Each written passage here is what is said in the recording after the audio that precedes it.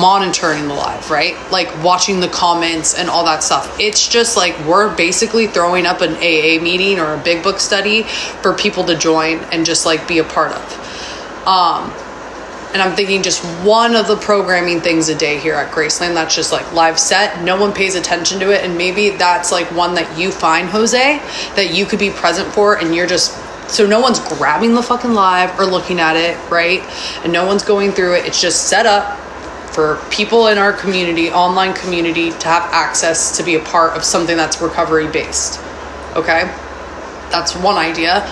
Another idea is an hour where like, maybe when you're down here doing PBs and checking 10 steps, like you let someone come down like Xander to do a Q&A for like 30 minutes, you know, before dinner.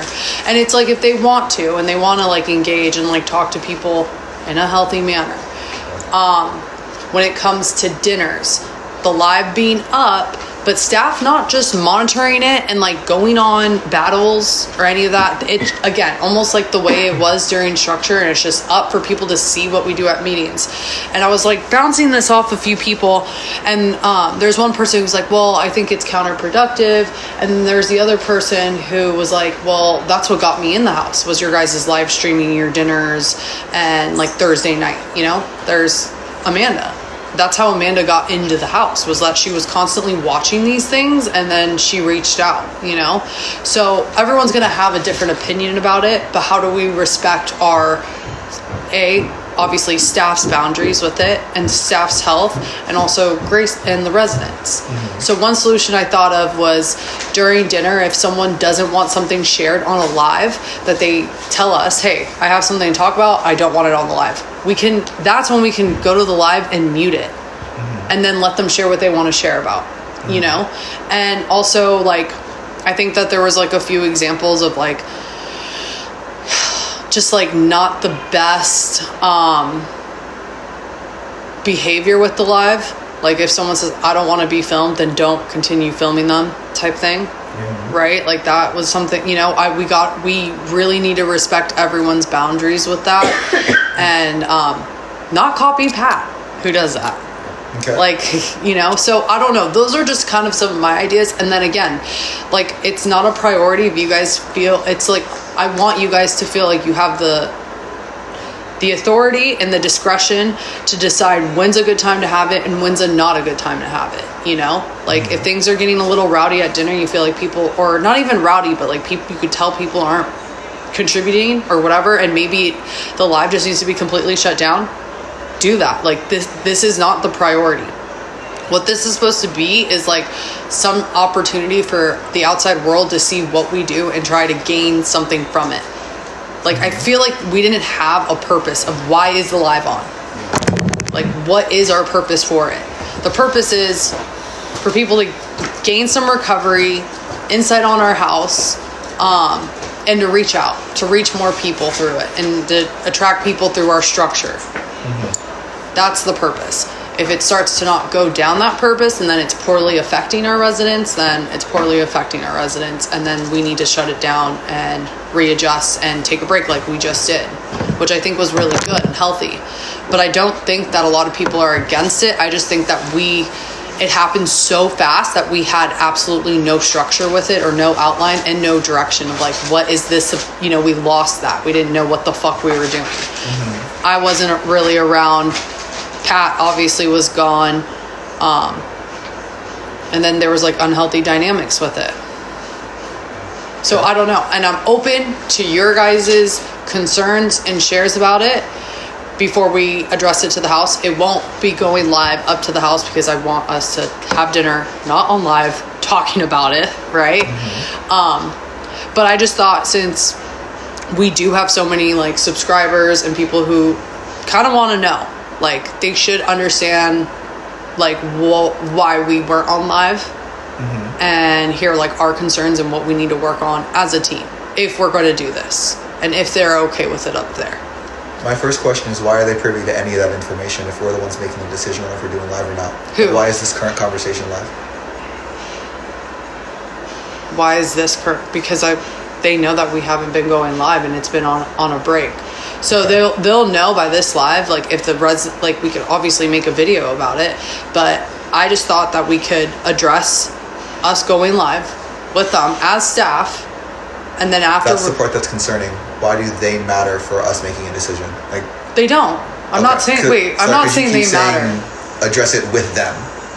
Like, that's fine. But if the whole purpose is for them to be like an audience in a way, why does their feedback matter if we're making a decision? No, I never said their feedback. Maybe you're I'm not saying them. I meant the residents when I say them. They don't have no. Okay. They don't have any. No, they have no call on this at all. I'm just letting them be privy to the situation and be able to like hear our staff conversation about it before we as staff and the residents make a decision about it. Gotcha. Because I do want them to know that it has been unorganized, it has been unhealthy, and I want to figure out a healthy way to do this. And I do think that I don't want to put this on a live stream with the residents, because the point is for them to have the freedom to tell us their concerns without it being on live. But I want to hear your guys. They could hear ours as staff's concerns about the live, and then from there we can end the live and then go into what we're going to talk about for the rest of dinner. I thought this would be a good like little opener of possibly going live and for them to see. Gotcha. That's what this is about. Okay. And like this is how live should be ran, right? Like I'm talking to you guys and not paying attention to it. Like I'm not reading the fucking comments type of thing. Of course, that's what I thought. That's the idea. Okay. My question, my concern is actually a question.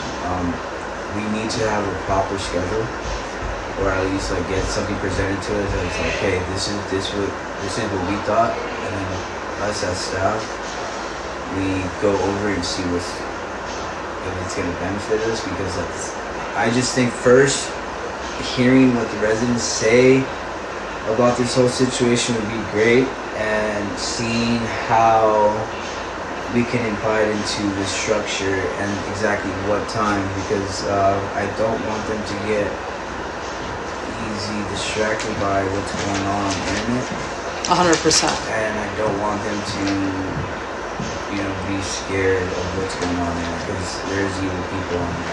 There's a lot of people trying to stop us from doing what we're doing, seeing the whole purpose of this. But I really want to have a schedule and see how that can work with us, because it can also be very triggering for them. So yeah, I do want to have a schedule. I will. That's what I was talking to Evan about yesterday. I do want them to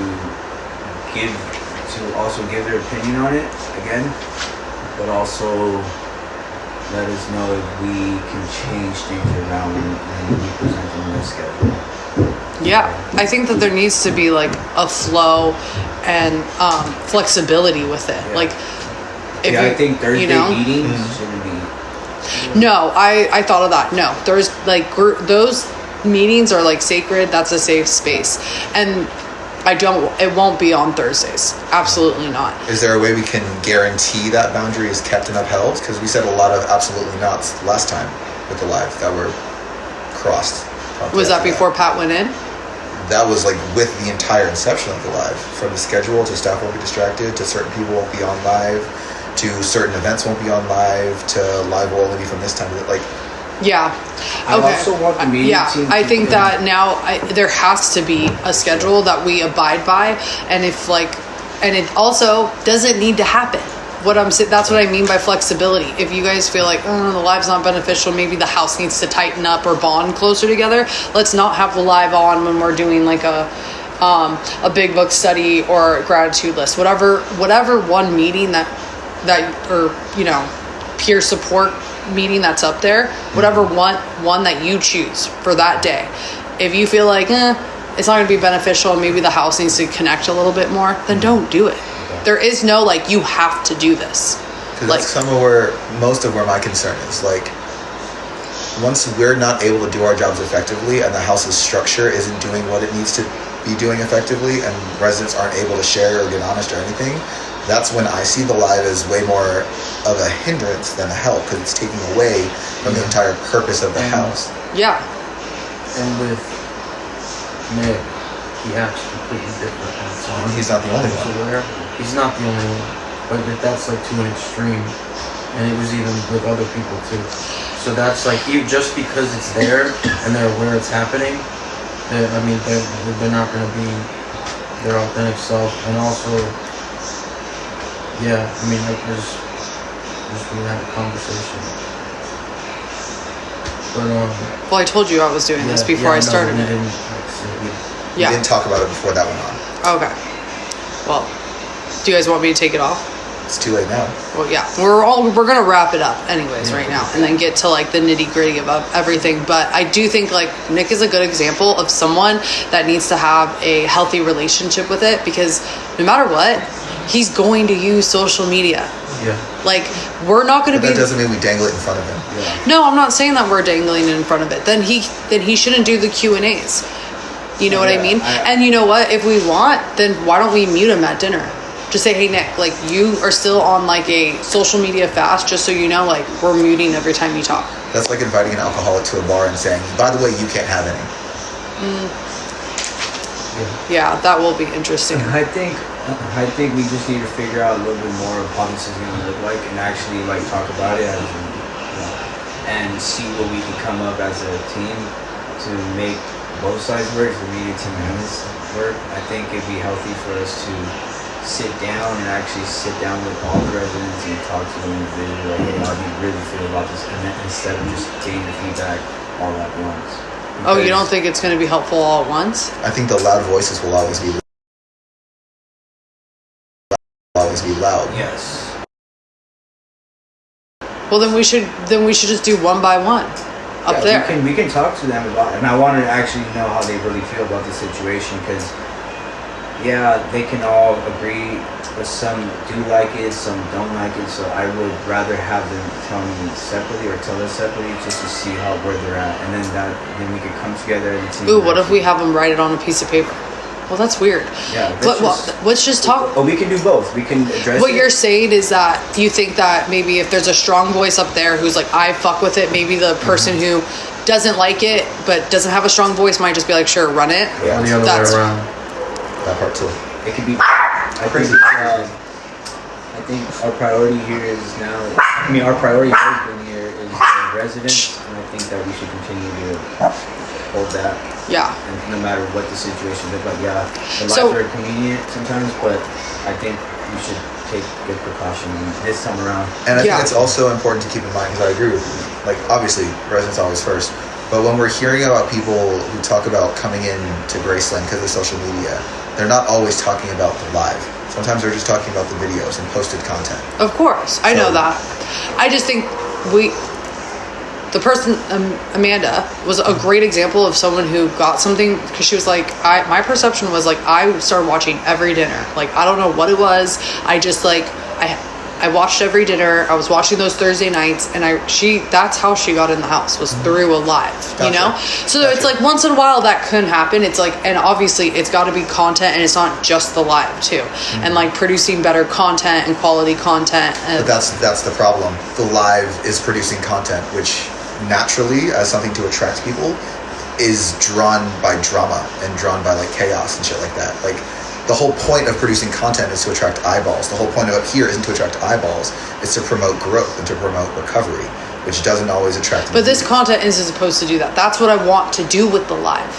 That's what the live should be, is not to promote like chaos on here. If things are getting a little hyphy, then we end it, and then we discuss. But the whole point of it is for them to get the benefit of the growth, right? And then the content, the content needs to be translating, like the video content, like published videos need to be translating a healthier version of Graceland as best as we can. Obviously, I don't have full media control. I don't, but Pat is open to rebranding and making more quality content rather than shock value content, right? And this is supposed to promote growth and all that stuff. It isn't. With me, like, I just watched you guys hanging out and talking about recovery, and then I saw them who didn't understand it, but I knew I did. And that was like what made me want to come here, because I knew you knew what you were talking about. And I was just fascinated with them arguing with you, like the residents fighting with you. But and not getting it, but you getting it. But through videos, right? Because we weren't live like wasn't a thing. Yeah. So that's what got me here, and like Amanda's one in a year. One in a year. I'm not saying that it produces a lot, but what I'm saying is that it probably helps a lot more people that actually reach out. Yeah. That would be the goal of the live, is to help other people, but also not poorly affect the residents. Unfortunately, I don't know if that's in a perfect world going to happen, because this is the internet and it's fucking insane. Yes. Then why would we put our residents at risk? If Maddie or Mel was in shit. Yes. Well, either way, they would be put at risk even with content. So are we not supposed to even put out video content? I think we should talk about this with the media team as well.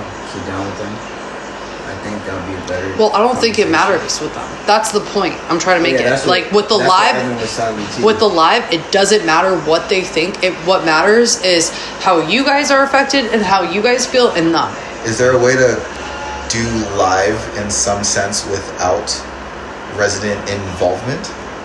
Yeah, we could. I mean, well, no. I mean, I guess what it would just be a graduate talk. Yeah. So what? And so how? So it would also be like staff talk too. Yeah, Which it could is just be. not It could just be staff and graduates. That's That how is it an was option. The whole time with Johnny, he would just put the live on at dinner, and he would talk to it after, and that was it. And then Johnny would sometimes get on when he was out of the house, but it wasn't like interacting with the whole house and putting it in the face. And, like, there's also like some people decide they don't want to be on it, and we need to figure out a routine at dinner to keep them separate. That's what I'm saying, is that we could mute it. Well, I think it doesn't even matter until we talk to the residents, until they say like, this is A, B, and C makes me uncomfortable, and then we provide solutions. And if they're not okay with it, then they're not okay with it. And then we navigate to, is it only just going to be on staff and keep the residents completely out of it? I'm open to whatever. I was just brainstorming ideas, and I thought I would lay it out to you guys, and then whatever you guys think, then whatever you guys think too, and let's collaborate on this, because it has to be unanimous. That's the biggest thing I realized too. It has to be unanimous around us, and I want it unanimous with the residents. You know, and if they're not, then fine. Then we pivot, and it stays to maybe like, Jose, you doing, and like when I worked at the house, I did do lives. Like I would sit down here at 3:00. At that time, PBs and 10 steps were whatever coming in. So I would do it. I would be talking to the staff down here, and then I would do a house walkthrough, and I would show everyone the house and whatever. Like I did that every day, but that was before the lives blew up, you know? Hello? Yeah, we can for sure talk about Hey, that. how's it going? Okay. So I think we'll table this, and we're going to talk to the house, and probably figure out a solution in the next 48 to 72 hours, really. But I just thought it would be kind of fun.